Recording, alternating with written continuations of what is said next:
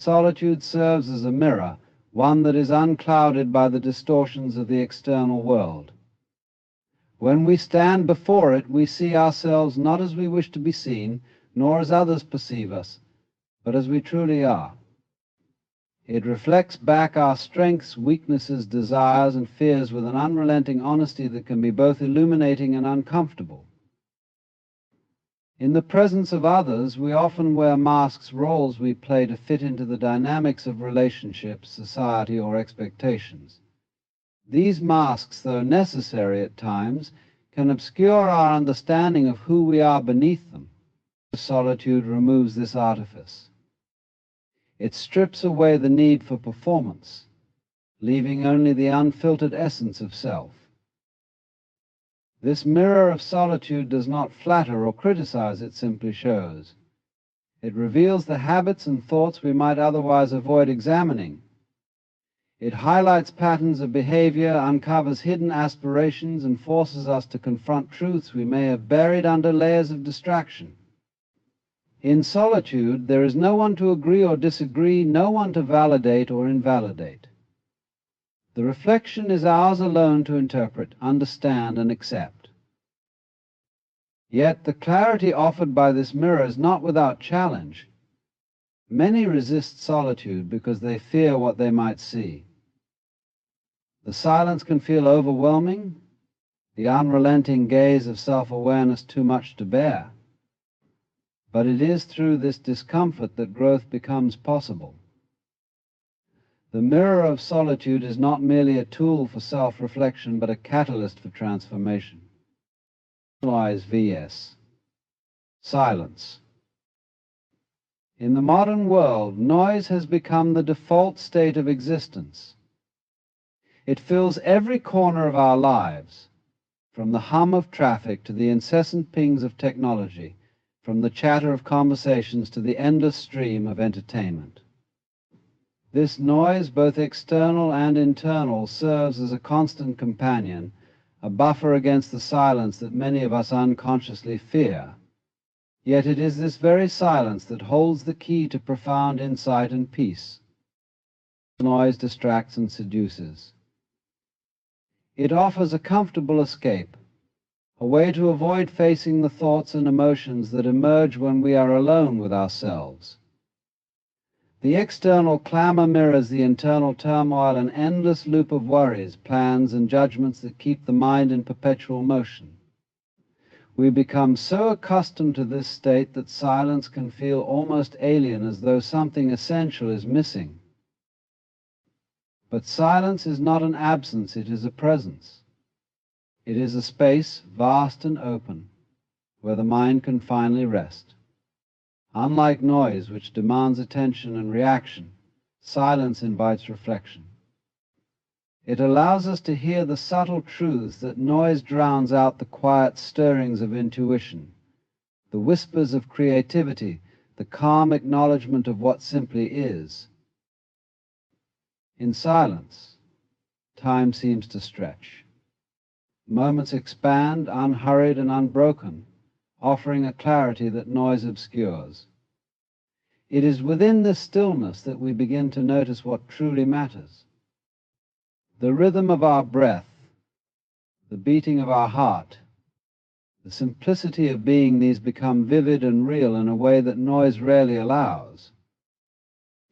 Yet the journey from noise to silence is not always easy.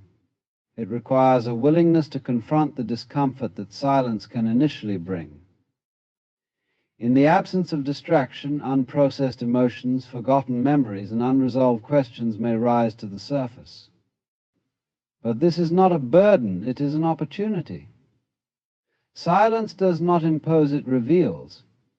It gives us the space to acknowledge and release what we have been holding on to make peace with the parts of ourselves that noise has kept hidden, and the illusion of loneliness.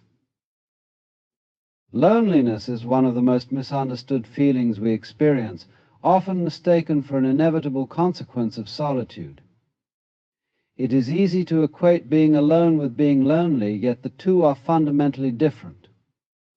Loneliness is a perception, a narrative we construct in our minds, while solitude is simply a state of being. To understand this distinction is to unravel the illusion of loneliness. Loneliness arises not from the absence of others, but from a sense of disconnection, both from those around us and, more importantly, from ourselves. It is the belief that we are isolated, cut off from the world and from meaning. This belief often grows louder in solitude because we have been conditioned to think that our worth and happiness are tied to external relationships, interactions, and validation. But this perception of loneliness is an illusion, a trick of the mind. Solitude itself does not impose this sense of separation. It is neutral, a blank canvas upon which we project our fears and insecurities. The feeling of loneliness stems not from the lack of company, but from the fear of being with oneself. It is the discomfort of facing the unknown territories of our own minds, the unease of confronting parts of ourselves we have neglected or avoided. When we peel back the layers of this illusion, we begin to see that solitude is not a void, but a fullness, a space where connection is possible not outwardly, but inwardly. To be alone is to step into a deeper relationship with oneself, a relationship that is often obscured by the noise and activity of daily life. In solitude, we are given the chance to nurture this connection, to listen to our own thoughts and feelings without judgment, and to find companionship within our own being. The illusion of loneliness also thrives on comparison. In a world that glorifies constant interaction, solitude can feel like a failure to engage, a sign that something is missing. But this perspective misses the richness that solitude offers. It is in moments of aloneness that we discover our capacity for self-sufficiency, for finding joy and meaning within ourselves rather than seeking it externally. Solitude is not an absence of connection, it is an opportunity to redefine what connection means. The art of presence.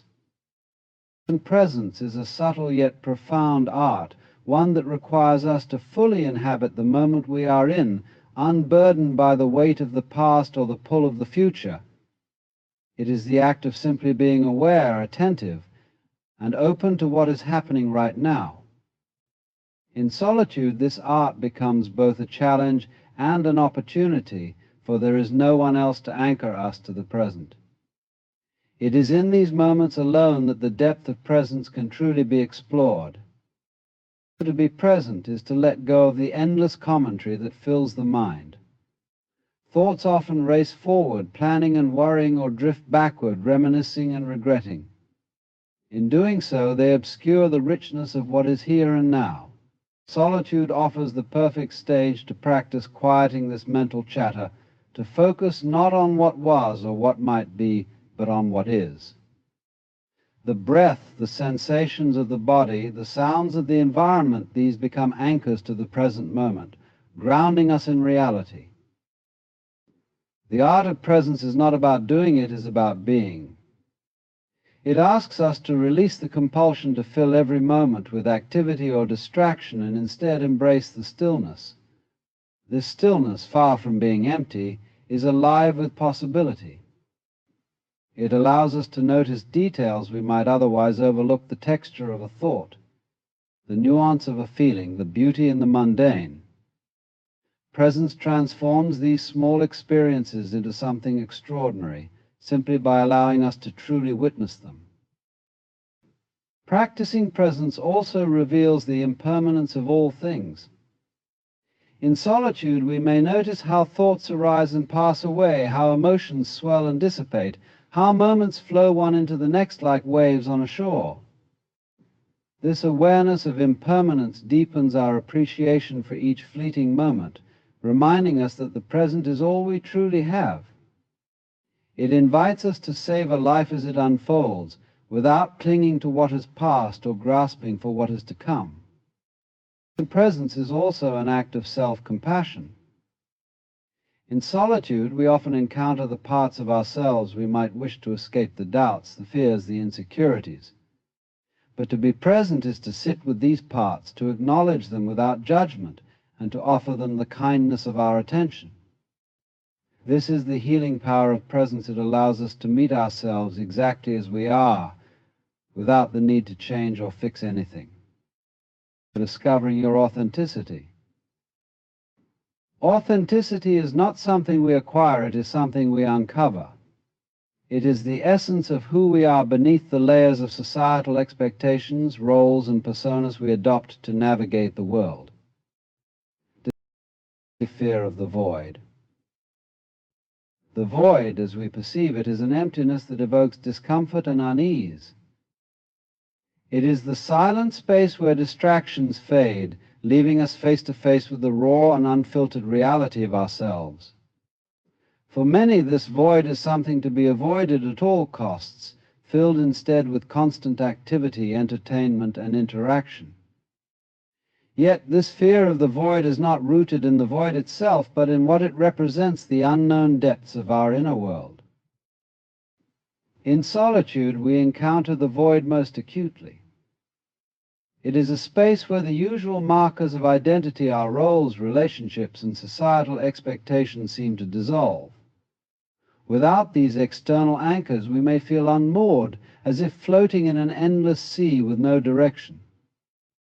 This sensation can be profoundly unsettling because it forces us to confront questions we often avoid. Who am I without these roles?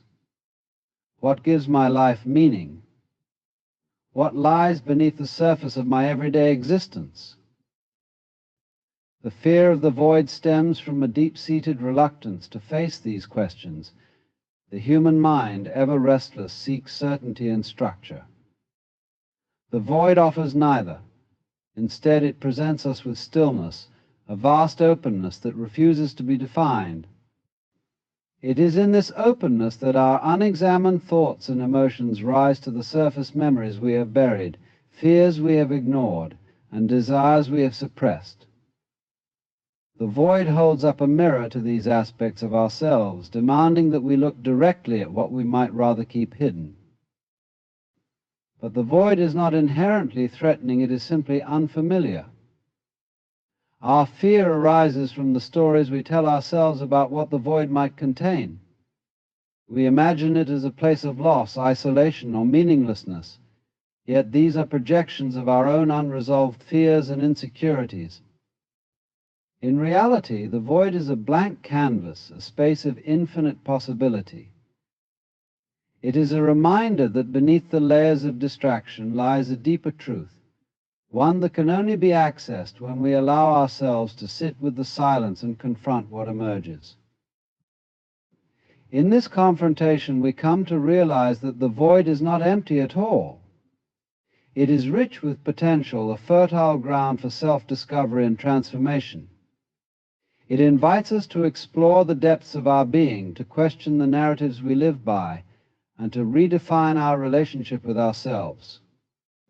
The fear of the void, then, is not a fear of emptiness, but a fear of the unknown, a fear of what we might find when we step into the quiet and allow ourselves to truly see.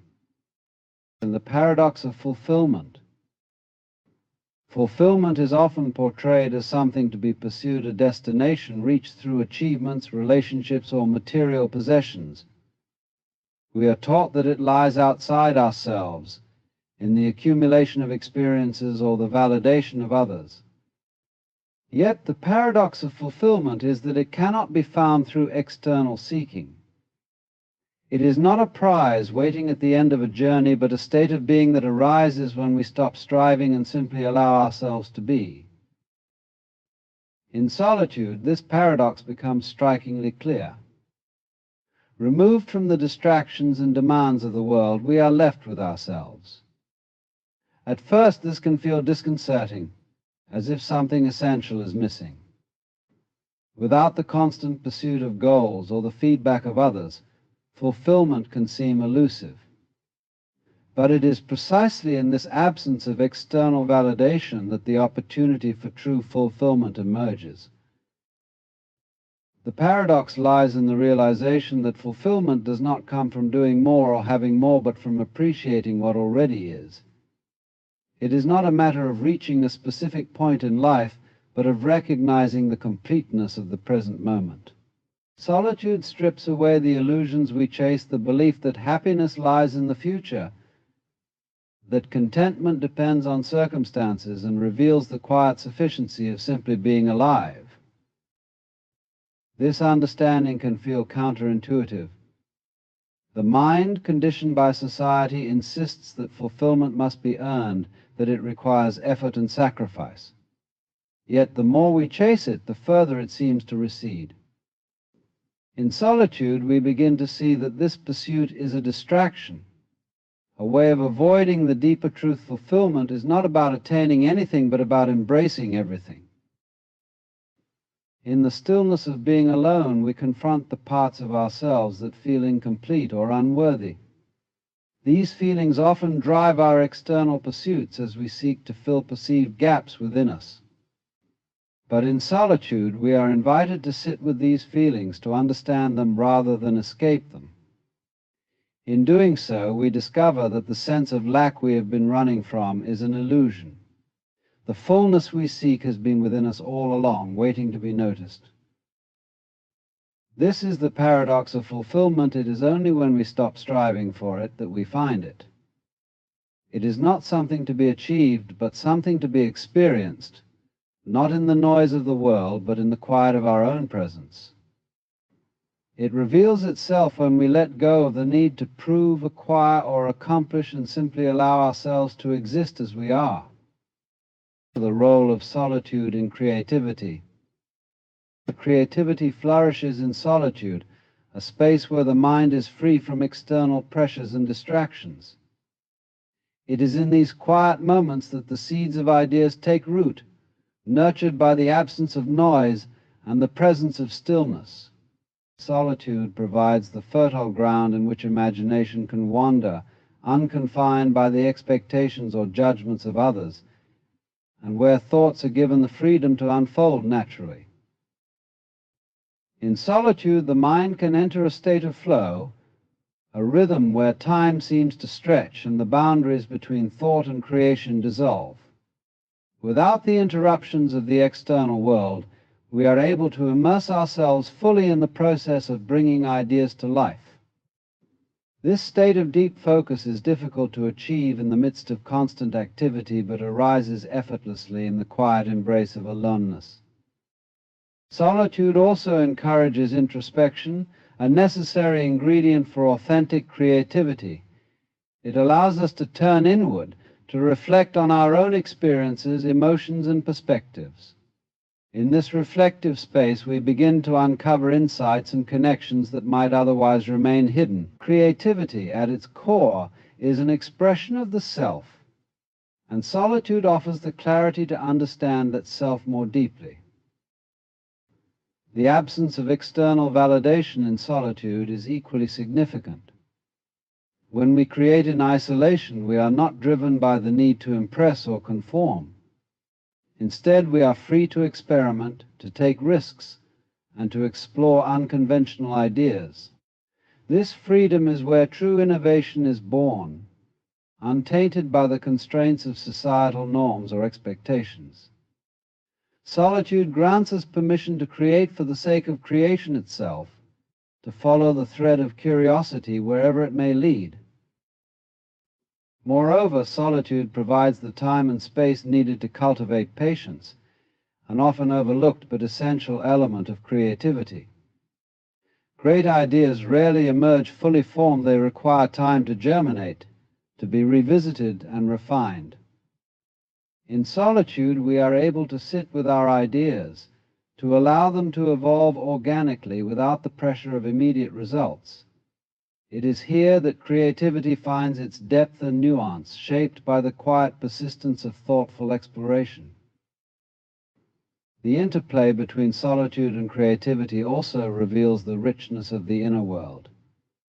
When we are alone, we become attuned to the subtleties of our thoughts and emotions, the nuances that inspire artistic expression and innovation.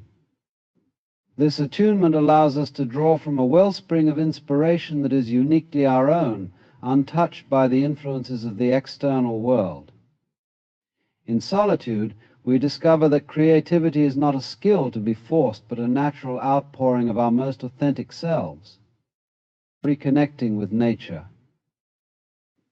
In the stillness of solitude, the world of nature reveals itself as a profound source of connection and understanding.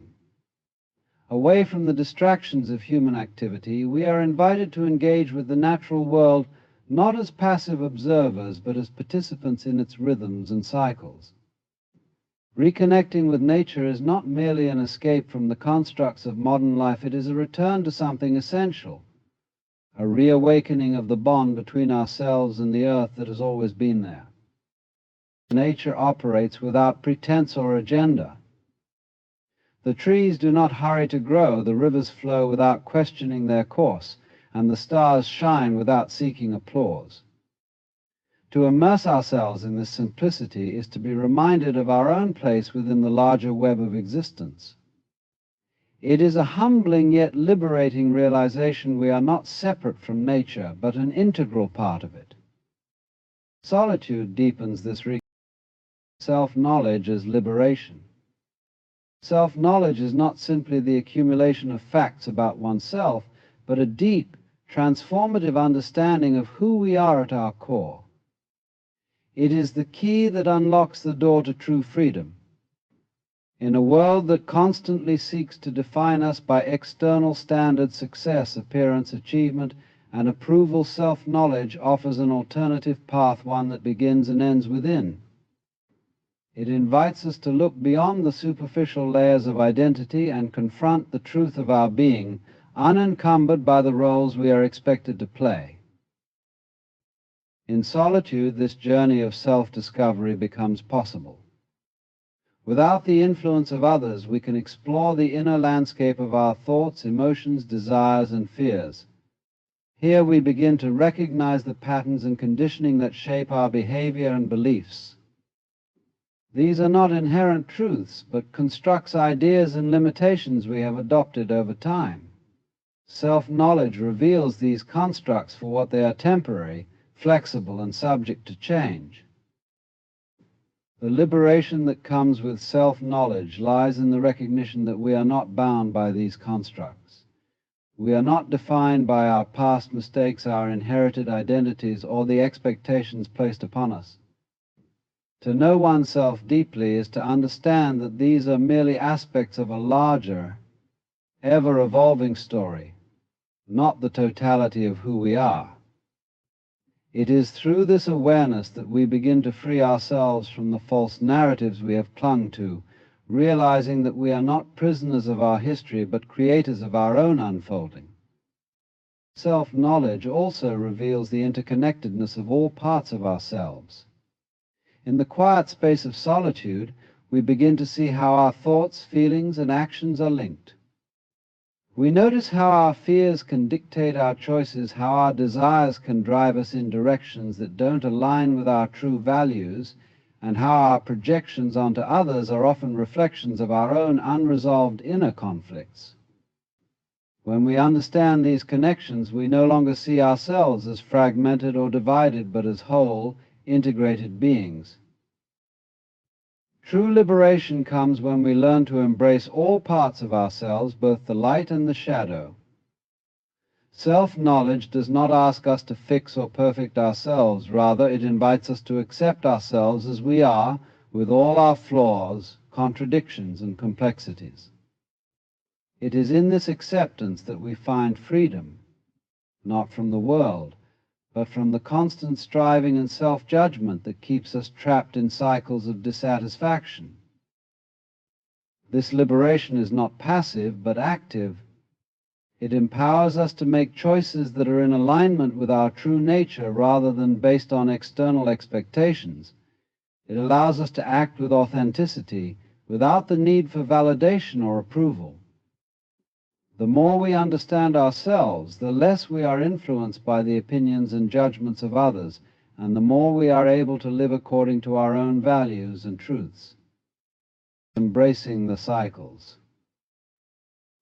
Life is not a linear path, but a series of cycles of beginnings and endings, growth and decay, creation and destruction. These cycles are mirrored in nature, in the seasons, in the rhythm of the tides, and in the lives of all living things. Yet in our modern world we often forget this natural ebb and flow, caught up in the belief that progress must be constant and uninterrupted. We chase a vision of life that is always forward, always upward, but this vision neglects the beauty and necessity of the cycles that surround us. To embrace the cycles of life is to accept that all things are transient.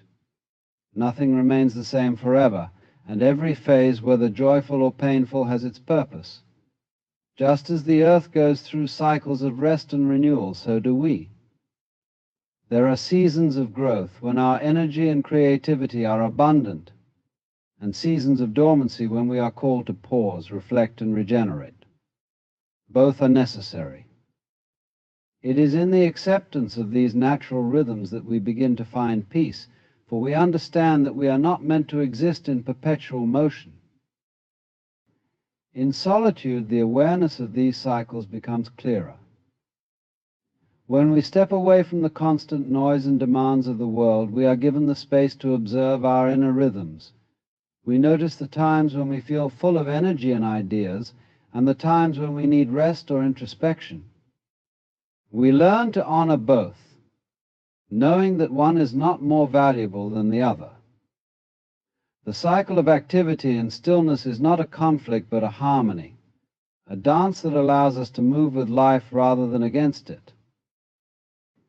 Embracing the cycles also requires us to confront the inevitability of endings.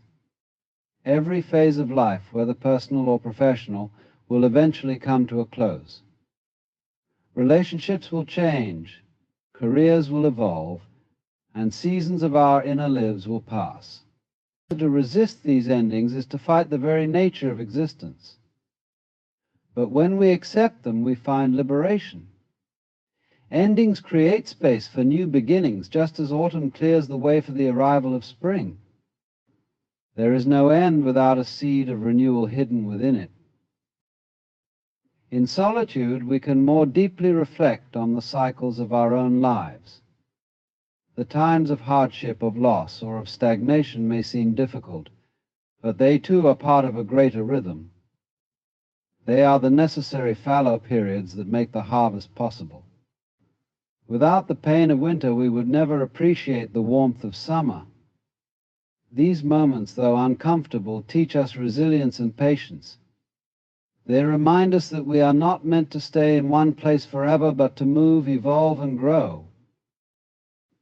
Ultimately, embracing the cycles is an act of trust. It is trusting that life has its own inherent wisdom and timing. It is trusting that even in moments of uncertainty or darkness, there is a purpose at work, something we may not yet understand, but that will reveal itself in time. It is trusting that we are always exactly where we need to be, even if we cannot see the whole path ahead. Each cycle, whether it brings growth or retreat, is a vital part of the unfolding of our lives. By honoring the natural flow of existence, we align ourselves with something larger than ourselves, something timeless and unchanging. The joy of simple being. In a world that constantly encourages us to do, achieve, and become, there is a profound joy in simply being. It is a joy that exists not in the accumulation of things or the pursuit of success, but in the quiet, unadorned experience of life as it unfolds in each moment. This joy is accessible to everyone, but it is often overlooked in the rush of modern life. We are conditioned to believe that fulfillment comes from doing, from striving to meet the demands and expectations of the world around us. But the deepest form of joy arises when we let go of this constant striving and simply allow ourselves to be, without judgment, without ambition, and without the need for approval. To experience the joy of